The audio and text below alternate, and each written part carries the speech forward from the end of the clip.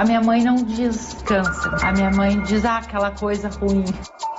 O câncer é a segunda causa de mortes no mundo e até 2025 a expectativa é de que seja a primeira. Por mais que a gente saiba da nossa finitude, ela é sempre literária, vamos dizer, a não ser que tu tenhas a experiência da finitude, da morte. A primeiro impacto, putz, será que eu vou morrer?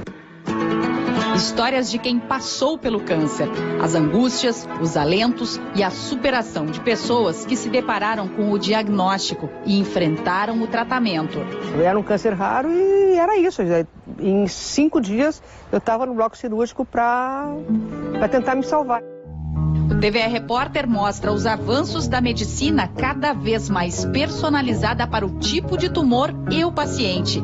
Como a tecnologia revoluciona a cirurgia, a quimioterapia e a radioterapia, reduzindo efeitos colaterais e aumentando a eficácia dos tratamentos. Eu não tenho a menor dúvida de que hoje a gente pode oferecer chance de sobrevida maior, de qualidade de vida maior e inclusive de cura.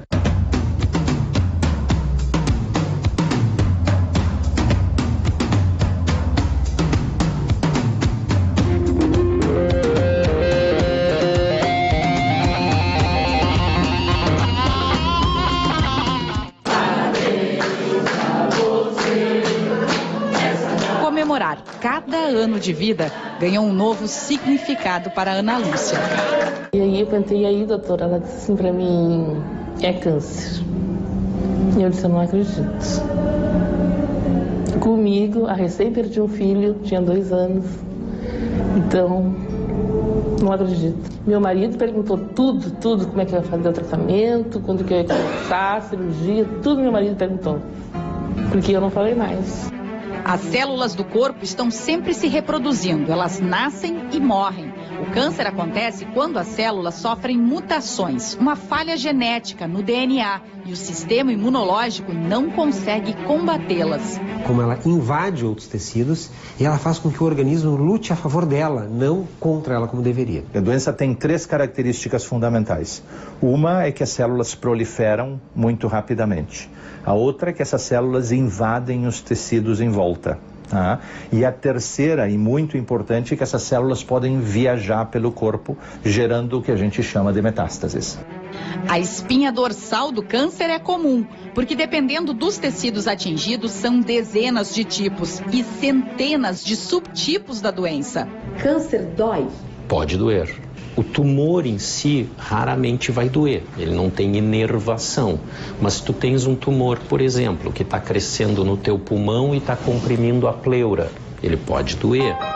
A Ana Lúcia não fazia exames preventivos. Ela descobriu por acaso um nódulo na mama há 5 anos, quando tinha 57 de idade. Eu fui no fundo do poço, onde não tinha água, e eu consegui subir.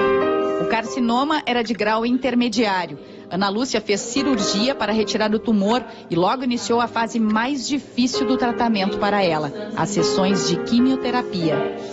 Tem diarreia, a minha mão ficou toda preta, pretíssima, minha mão, minhas unhas, meus pés, era sempre como esses andarilhos, sabe?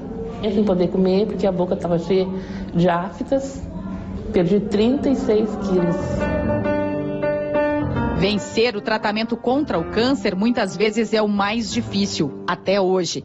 Mas no passado, as opções terapêuticas eram mais agressivas e o diagnóstico ainda mais tardio. E é simplesmente incomparável o conhecimento que se tem hoje sobre a doença e a tecnologia disponível. O conhecimento que a gente tinha de câncer era um conhecimento até de certa forma superficial.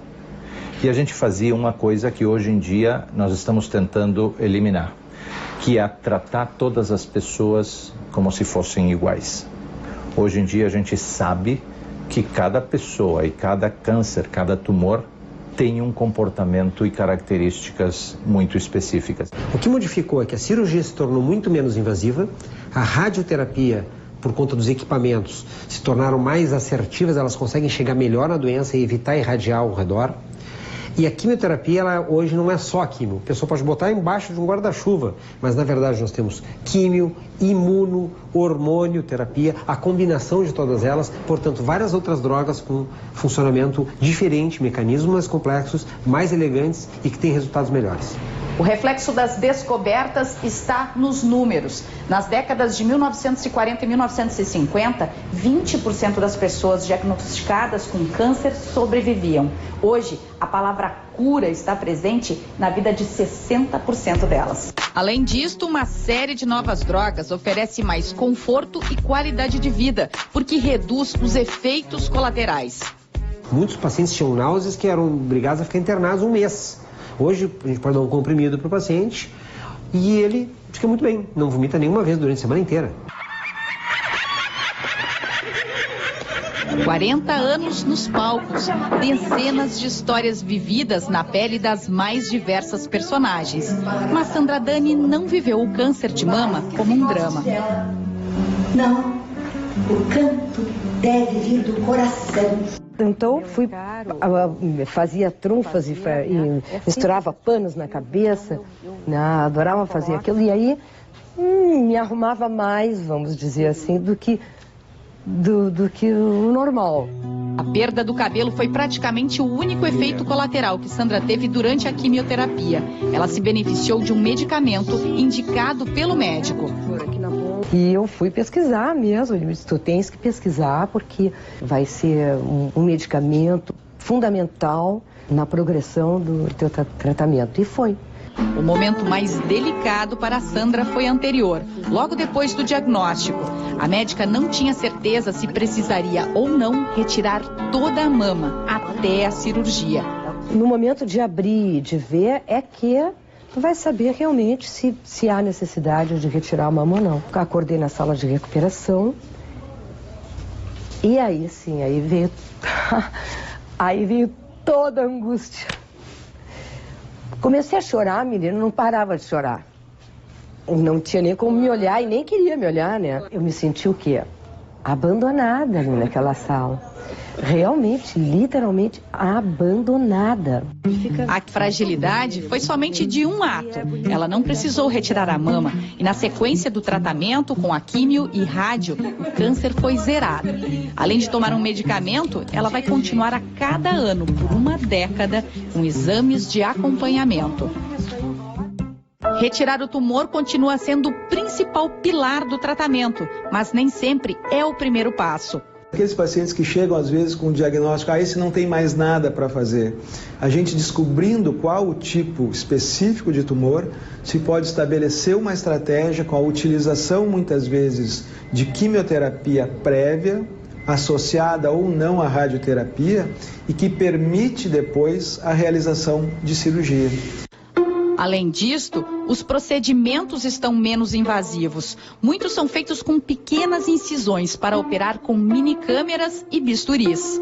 Novos exames de diagnóstico podem ser intraoperatórios, refinando os procedimentos. E as técnicas também trazem novidades. Com controle ou de ecografia ou de tomografia, a gente introduz uma agulha pela pele do paciente. Essa agulha é introduzida bem no centro do tumor e se destrói esse tumor por alta temperatura. Agora eles são indispensáveis e dão o charme ao visual da Maria de Lourdes.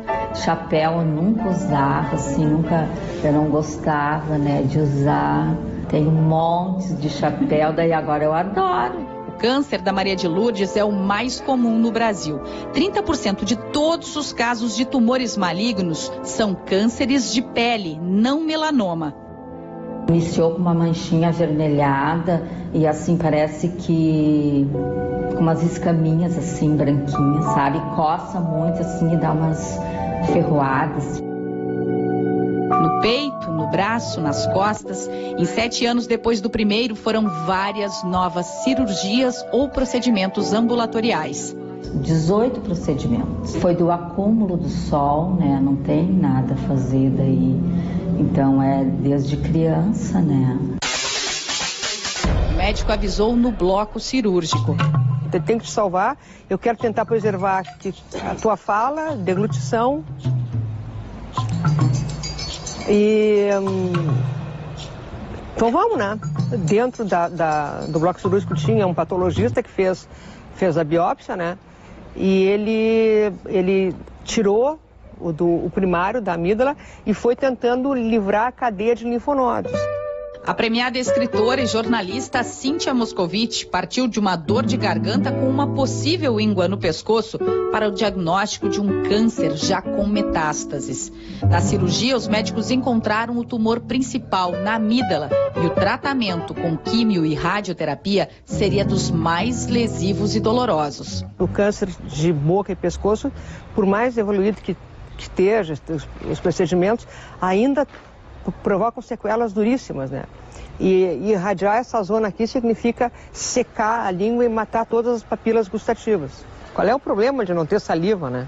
Tu não tem essa ideia. Na verdade, assim, não ter saliva significa tu não sentir gosto de coisíssima nenhuma, significa tu ter rachaduras em toda a boca fica desidratada. No meu caso, começaram a cair pedaços da gengiva, assim, amarecia e caía. E tem a baixíssima imunidade, limitando as mais corriqueiras e afetivas situações de vida.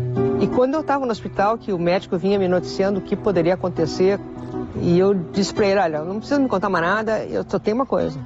Eu não vou ficar sem tocar nos meus cachorros. Eu vou agarrar e beijar meus cachorros. Ele disse, não, mas poodle nem cachorro poodle é rato com pelo. Aí eu disse uma barbaridade para ele, muito assim, uma coisa muito feia, muito mal criada. E foi o início da nossa amizade, assim. Na quimioterapia, os medicamentos entram na corrente sanguínea, tendo como principal alvo o tumor. Dependendo da droga, ela vai agir de uma maneira, ela vai quebrar o DNA da célula, ela não vai permitir que a célula se alimente, ela vai fazer um bloqueio para que vasos sanguíneos não cheguem na célula tumoral. Mas ela não atinge só as células doentes. Tratamento sistêmico, ele é menos seletivo, ele vai matar as células do tumor, mas também, muitas vezes, vai matar também células boas. Aqui não dá nada. Vai dar a cabo de 2, 3 dias em casa. Aí é que vai dar. E como é que é? É de judiar. Não vou dizer que seja de matar, porque se fosse de matar eu não estava aí. Lisiane mantém no celular a foto da outra. É uma brincadeira, claro, mas alguém desavisado pode não reconhecê-la na imagem de 2 anos atrás, com 41 quilos a mais. A quimioterapia, ela destruiu as minhas mucosas internas, então eu tinha muita dificuldade de me alimentar. Difícil de engolir e me dava assim um desconforto. Não era enjoo, era dor. O processo começou com a doença e culminou com uma reeducação alimentar depois da cura. O câncer foi de mama e o diagnóstico veio a partir da visita de rotina ao ginecologista. Se eu não tivesse feito o exame, os tumores que eu tinha, que eram 2 de 1,5 cm, teriam sido o quê, assim? Talvez tumores de 2, 2,5, vai saber. E aí o prognóstico é outro, o tratamento é outro. Foram 6 meses de tratamento, 6 meses praticamente afastada do trabalho e cheia de aflições sobre o futuro. A incerteza e a frustração da retomada depois. Como é que vai ser? É praticamente recomeçar. E foi o que eu tive que fazer. Se a quimioterapia age de forma mais sistêmica em todo o corpo, a radioterapia é um tratamento localizado, mas ela sempre atinge mais do que as células doentes. Se eu pudesse pegar esse tumor, colocar aqui em cima da mesa, eu trataria todo o tumor, devolveria para o lugar e não ia acontecer nada. Só que a verdade é que o tumor está localizado numa sintopia de órgãos, que são mais sensíveis à radiação que o próprio tumor. Esta é a toxicidade do tratamento. Atingir células que não estão doentes traz os efeitos colaterais. No passado, órgãos vitais sadios ficavam totalmente expostos à radiação. Com o passar do tempo, a gente começou a fazer uma proteção através de blocos metálicos ou de chumbo ou de liga metálica, tentando contornar o maior diâmetro daquele tumor. Hoje a máquina é robusta, imponente e a precisão é milimétrica.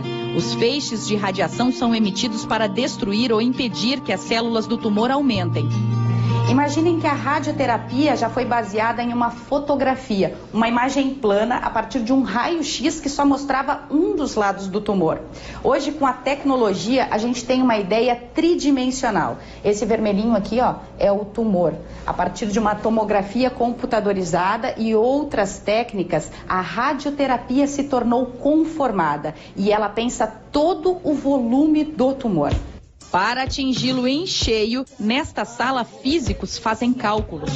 O histograma demonstra as doses máximas de radiação baseadas em protocolos internacionais, suportadas por cada célula, as do tumor e também aquelas saudáveis que estão na rota dos feixes. Surgiu aquilo que nós chamamos de IMRT, que é a radioterapia com modulação da intensidade do feixe. Nesse último procedimento, com a ajuda dos computadores, nós temos a possibilidade de fazer infinitas conjuntos de campos de dose e com isso nós podemos mais circunscrever a dose. Uma aluna minha muito querida, ela dizia assim, quando tu estiver lá deitado, tu pensa que a radiação vai liberar um monte de homenzinhos com umas espadas azuis e essas espadas vão lá e vão batalhar contra o teu câncer. Uma coisa absolutamente infantil, que ela me dizia, mas que me serviu, me serviu muito, porque tu fica aterrada naquela coisa. E eu pensava nesses homenzinhos que vinham assim, os Jedi, e eles estavam derrotando todas as células malignas que ainda tinham restado. A Regina ainda fez a radioterapia do passado, com o uso de placas metálicas para proteger órgãos do corpo. Isso há 22 anos. Foi ali que ela teve a redução dos linfomas de Hodgkin no mediastino e na clavícula superior, porque os resultados depois de 6 meses de quimioterapia eram modestos. Só teve 15% de redução do linfoma, aí eu senti que eu não dominava meu corpo. A filha de Regina, Júlia, tinha 6 anos quando ela fez o tratamento do câncer. A Júlia participou de todo o processo, ela foi super importante, ela era minha enfermeira na época. Ela teve poucos efeitos colaterais no tratamento, mas passou por um momento de decisão. O médico avisou que tanto a químio como a rádio, dependendo do tipo de medicamento ou da localização dos feixes, podem causar a esterilidade do paciente. Falou comigo, perguntou se eu queria congelar óvulos e eu disse que não. Que uma filha estava já maravilhoso, se eu ficasse estéril, não tinha problema. Do câncer, ela ficou curada. Mas 3 anos depois do tratamento, a Regina teve que voltar ao médico por causa de outra surpresa. Voltei das férias grávida e o médico disse assim, Regina, pelo tratamento não, já faz 3 anos pós-tratamento, mas a gente sempre fica um pouco apreensivo, assim. O Pedro nasceu bem, está com 17 anos, já está na faculdade. Eu costumo dizer para o paciente que tem 2 perguntas importantes no início, quando a gente enfrenta o diagnóstico. O primeiro é saber exatamente quem é o bandido, qual é o nome do bandido, qual é o sobrenome do bandido. E o segundo é saber qual é o endereço, aonde é que ele está. Este é um dos exames que ajudou a cruzar uma das fronteiras no diagnóstico de alguns tipos de câncer. É o PET-CT. Ele combina a tomografia computadorizada a uma imagem funcional do organismo, que é induzida a partir de uma das propriedades destes tumores, que procuram a glicose para ter mais energia. O paciente vai receber uma injeção intravenosa na veia de uma medicação que é uma glicose marcada com material radioativo, que é o flúor. O exame gera a imagem anatômica da tomografia, a imagem funcional do caminho do material radioativo que fica concentrado onde estão o tumor e as metástases. A terceira é a fusão das duas, o que garante o endereço do bandido. Se eu vou fazer uma cirurgia grande, para um tumor de pulmão, antes de fazer a cirurgia, seria bom fazer um PET, certo? Porque o PET pode me dizer que essa doença não é somente localizada ali naquele lugar que eu estou enxergando. E se ela estiver disseminada em outros lugares, a cirurgia não é o melhor tratamento. O PET-CT também é usado para acompanhar os resultados da químio e da rádio. Uma equipe médica analisa o exame e compara com resultados anteriores para indicar ao oncologista os avanços ou não para a continuidade do tratamento. Câncer para mim veio, hoje eu não tenho câncer, amanhã eu tenho câncer. Tipo, ele surgiu assim. Cheia de vida, de planos. E, de repente, a Fabiane descobriu um linfoma no mediastino, aos 27 anos. Todas as sensações boas e ruins passaram na minha cabeça em 2 horas, 2, 3 horas ali, que foi o primeiro impacto. Eu digo, não, mas... Não pode ser comigo? Não pode ser comigo, porque tem tanta gente ruim no mundo, porque eu, tô recém-formada, sabe? Quero fazer minhas coisas, quero mexer com meus cavalos... E não pode, tudo tá errado. Pensou em morte nessa hora? A primeiro impacto, será que eu vou morrer? Mas depois disso eu digo, não, pera um pouquinho. Se eu não ganhar disso daí, quem é que vai ganhar? Ela não precisou cirurgia e, fora o cansaço, passou muito bem, obrigada, pelo tratamento. Eu nunca enjoei, nunca passei mal, nunca fiquei mal. Às vezes eu saio da quimioterapia dirigindo, não parei de trabalhar. Nesta sala, tudo é sigiloso. Este é o núcleo de novos tratamentos em câncer da Santa Casa. Aqui ficam os registros de estudos clínicos de novas drogas, de laboratórios nacionais e internacionais. Nem paciente voluntário, nem médico sabem se estão usando o tratamento regular ou a nova medicação. Com toda a segurança para a saúde do paciente. Medicamentos aprovados aqui já fazem parte da clínica oncológica, pois o núcleo chegou a ser consultado para o teste da fosfoetalonamina sintética, a pílula do câncer. Embora aprovadas por lei, a produção e a distribuição estão suspensas até a decisão final do Supremo Tribunal Federal, a pedido da Associação Médica Brasileira. Existem inúmeras drogas aqui que são testadas e que no final se comprova, olha, realmente não vai ter um papel que a gente imaginava, né? Mas neste momento, tu usares uma substância que tu não sabe o efeito, que tu não tem certeza se ela é benigna ou se ela inclusive pode prejudicar o paciente, me parece uma temeridade e, mais do que isso, usar da boa fé de quem está doente, está sofrendo e merece ser bem tratado. Eu sou da época da cartilagem de tubarão que curava câncer. Eu sou da época do livro da babosa que já matou pacientes meus. Esse comércio é o que a gente tem que controlar. E esta pílula que está vindo não tem problema absolutamente nenhum. Vamos testar. Se ela funcionar, maravilhoso, né? Se ela funcionar para um tipo de câncer, maravilhoso. Mas é difícil, do ponto de vista conceitual, imaginar que exista um tratamento que não causa nenhum problema e que resolve todos os outros problemas de uma doença tão complexa. O câncer carrega a marca do envelhecimento da população, que acaba mais exposta a fatores comportamentais de risco, como o tabagismo, a má alimentação e o sedentarismo. Além disto, o diagnóstico tardio dificulta o tratamento. No ano passado, quase 190 mil brasileiros morreram de câncer. Só neste ano, a expectativa é de 596 mil novos casos diagnosticados. Depois de passar pelo câncer, tem coisas que tentam, mas não escapam mais. A minha vida e eu éramos um quebra-cabeça lá antes do câncer. Quando eu descobri o câncer, eu sou a pecinha que saiu do quebra-cabeça. A minha vida toda seguiu o curso dela. E quando ela teve que voltar, ela não se encaixava mais do mesmo jeito. E, na verdade, o quebra-cabeça, se tu for pensar, também não era, porque a família passa por tudo isso junto. Eu vi pacientes desistirem, assim, jogar a toalha. Tu passar dor cansa muito. Então, eu acho que uma atitude mais positiva ajuda muitíssimo. O resquício, assim, é aquele medinho, será que um dia vai voltar? Ele tá lá, né? É, tá lá dentro, bem lá dentro, mas o meu não vai. Pelo menos o que depender de mim. Não vai voltar. Eu, ela, né? E passei por ela.